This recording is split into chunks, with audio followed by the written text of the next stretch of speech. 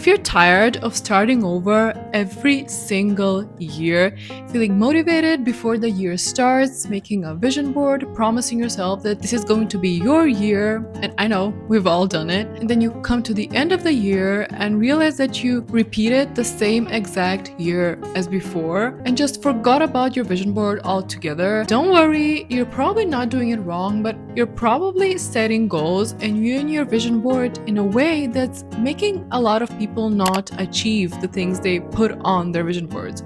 So in this video, we are going to change that and turn our vision boards into action boards together. So hello you guys, and welcome back to my channel. It is time for the most exciting video of the year, setting new goals, clearing up the energy for the next year. I'm going to share some tips that I haven't heard anybody talk about, but I promise are going to make sure that 2026 is going to be your year. Now, if you're new to vision boarding, what a vision board really is a collage of photos that resonate with you and serve as an accountability reminder, a way to motivate yourself and help you organize your year and your priorities in a way that serves what's important to you. Because when we're not reminded of the things we want to reach in life, we tend to deprioritize them. There is also neuroscience behind it, which we will touch on later. But now let's get into the most important thing, and that is the way we set our goals. Most people get on Pinterest, scroll, look at photos, and are like, oh, that's cute. Oh, I like that photo. Just save it and slap it on the vision board without thinking twice and deciding what the photo really means to them. For example, I find this photo cute, right? But if I just slap it on my vision board without knowing why I did that, it doesn't really do much for me. So before we make our vision board, and this is the part that most people miss, is making our vision boards with intention. The first thing I would recommend is making a 5-year vision plan. And I know that you've heard a lot of people advising against it, but contrary to popular belief, a 5-year plan is not about cramming as many goals as you can into your plan, but it's about dissecting the bigger goals into smaller, manageable, and more realistically achievable steps. What do I mean by this? For example, you want to, let's say, study abroad or pay off your debt. That is a big goal. Those two goals have smaller steps within them. For example, if you want to study abroad, you need to learn a language first. When you set the expectation for such big goals to achieve them in a year, you put so much unnecessary pressure on yourself, and that is the reason why we come to the end of the year without reaching any goals, because we pressure ourselves into achieving something in a year that's meant to be achieved in a longer time. That's the point of the 5-year plan. So instead of saying, I want to study abroad, making that your goal and feeling lost on how to achieve it, break it down into smaller steps. Okay, I want to study abroad, so what do I need to do? I need to learn the language and study for the entry exam. So this year, my goal will be to learn the language. That's it. Hey guys, Editing Stephanie here. I realized that I didn't explain this clearly enough. So the point of the 5-year plan is deciding where you want to be in 5 years, having the bigger picture of what you want your life to look like after 5 years, and thinking about what steps you need to take in order to achieve that bigger picture. So the goals that are within those 5 years don't always have to be achieved in 5 years. Some of them can be achieved, say, in 2-3 years. But the point is dissecting those big goals into smaller, actionable, achievable steps that you're going to make your yearly goal that's going to bring you closer to the bigger picture. Love you guys. Now back to the video.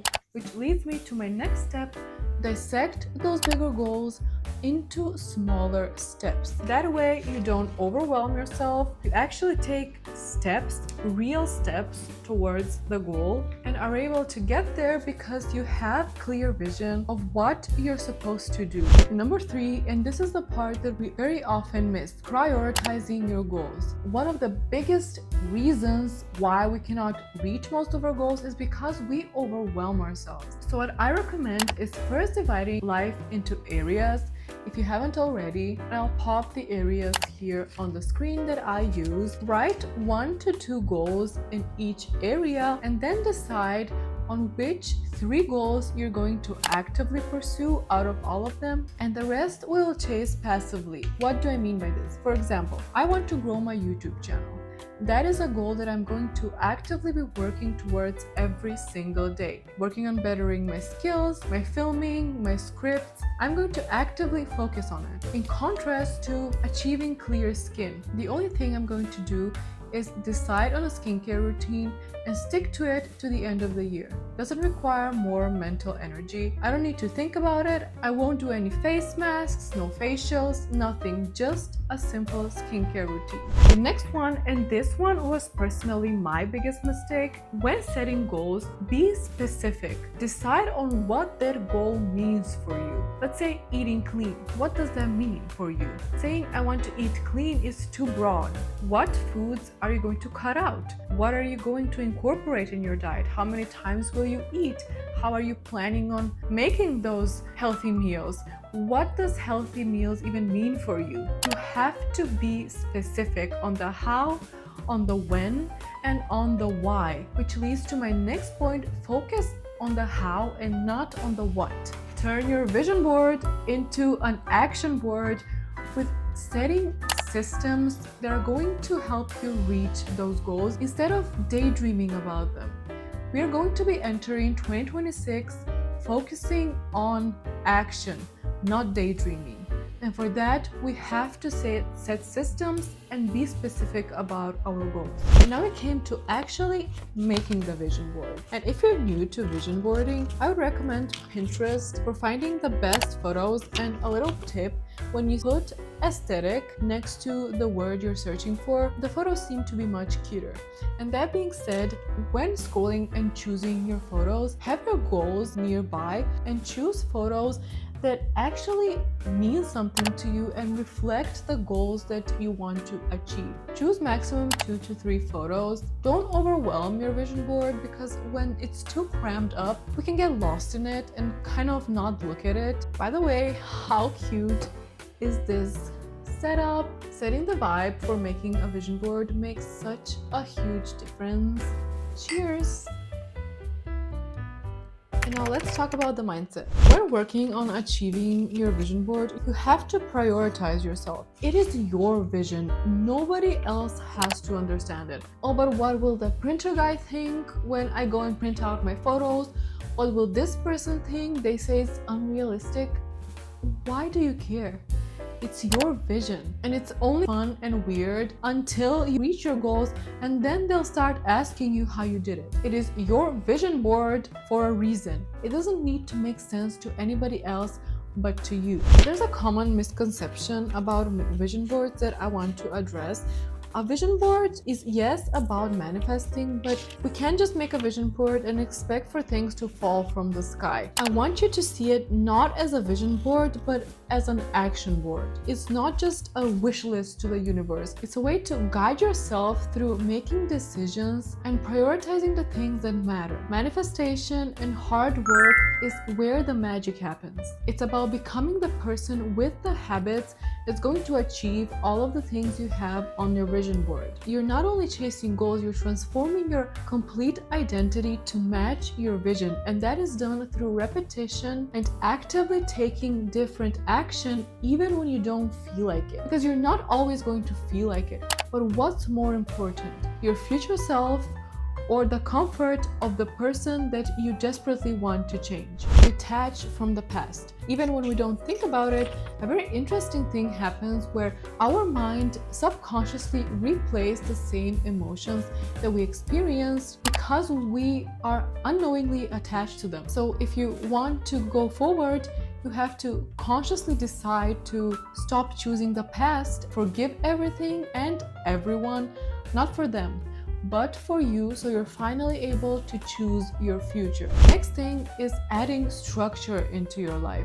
Every single goal you want to achieve relies on systems. Without systems, there's no results. And I know what you might be thinking. Routines are boring. I cannot possibly do the same things every day. I'm going to get bored. That's your fear of the unknown speaking. Building systems means building discipline and doing things that are unknown and hence unsafe for your brain. And so we end up sabotaging ourselves. Not having a structure doesn't mean you're going with the flow. It means you're letting life happen to you instead of you being in control of your life. Which leads to the next important thing, taking accountability. Accountability puts you in control of your own life, and that your life is in your hands and every single situation depends on you, even when there's not much you can do about a situation. Your power lies in your attention. Changing your life starts with believing that you can. The next thing is that it's a little controversial. Don't be too soft with yourself. Well, yes, having understanding that things happen, we fall off, it's not always going to be perfect.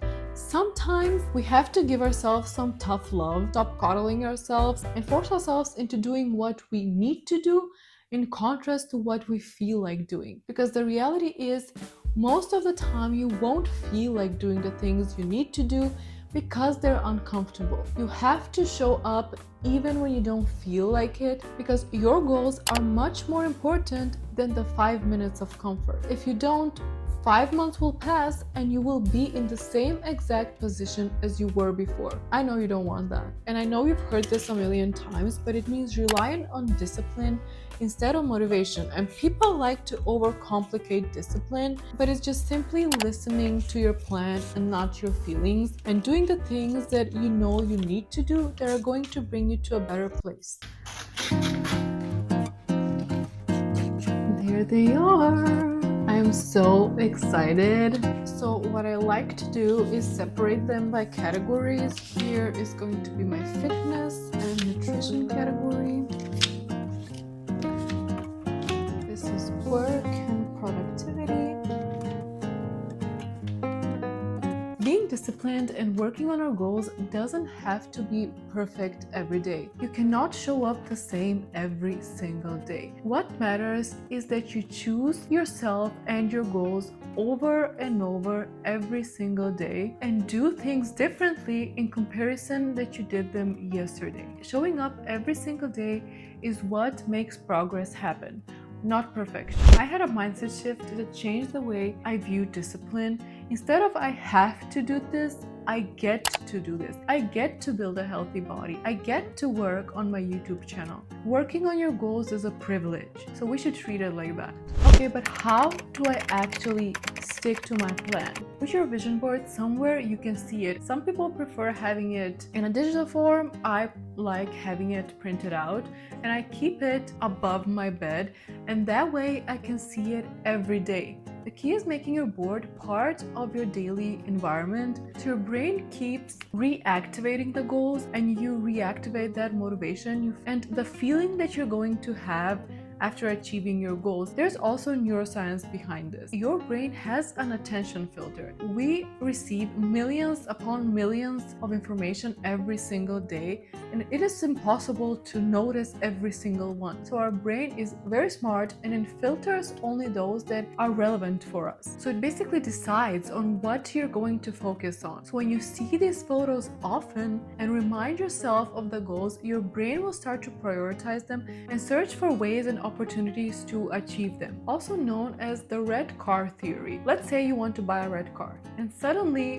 when you go out, all you're going to notice is going to be red cars, and not because there's more red cars than previously, but now your brain filters them out because it knows that they are relevant. Dopamine, which is a molecule that your brain releases as a response to a reward, also plays a key component in this, because even anticipating a reward can trigger the release of dopamine, which strengthens the neural pathways in connection to the goal and the actions you need to take in order to reach the reward again. So unconsciously, your brain helps you work towards your goals, and you strengthen the neural pathways that are connected to confidence, the identity, and the actions you need to take in order to make them your reality. The next thing we're going to do is treat our vision board as a business. What do I mean by this? We're going to do quarterly check-ins, just like businesses do. It simply means dividing your year into 4 parts, so 3 months into each quarter, where you're going to take time to strategically review the previous 3 months, check in on the progress and what we need to change, and in what way you need to pivot and set new systems and change those that don't work, because building new habits and working towards our goals happens through trial and error, but only when we allow ourselves to learn from them. And that being said, don't be scared to pivot or to adjust. It is normal not to have it all figured out from the first try. It took me 3 years to establish a routine that works for me. Just like with everything else, setting systems to work towards your goals requires trial and error, learning what works for you with time, and as with any other skill, you get better at it with time. Set systems that are doable for you. Don't look at what works for other people. Taking inspiration is fine, but maybe you're a mom, maybe you work 2 jobs. You have completely different priorities and routines than the person you're looking at. So set systems that make sense to you. And lastly, this goes hand in hand with the quarterly checkups. Find ways to keep yourself accountable. I recently bought a habit tracker, and it is one of the best purchases. This is what it looks like. You basically write the habit and track how often you've actually work towards it. It has a part for your goals and a to-do list. What can happen is, for example, we start to work out and then 2 months pass and we see no results and wonder why we're not seeing results, not being aware that out of those 2 months we only worked out 10 times. So having something like this is great to keep yourself accountable, because you cannot change something if you're not aware of it. And there she is, you guys, in all her glory. Phase 4. And that is my vision board. Done, you guys. I am so excited. Sorry for the bad lighting in my room. Okay, that's a little better. Thank you so much for watching, guys, and sticking to the end. I really hope you found this video helpful. Remember, it's not about making a vision board that's perfect. It's about making one that makes sense for you. I don't know about you, but I'm so excited for the next year. We are going into the new year with new energy, and this time we're actually going to make it our year. Thank you so much for watching. I appreciate you. I wish you the best of luck, and I will see you in 2026. Bye!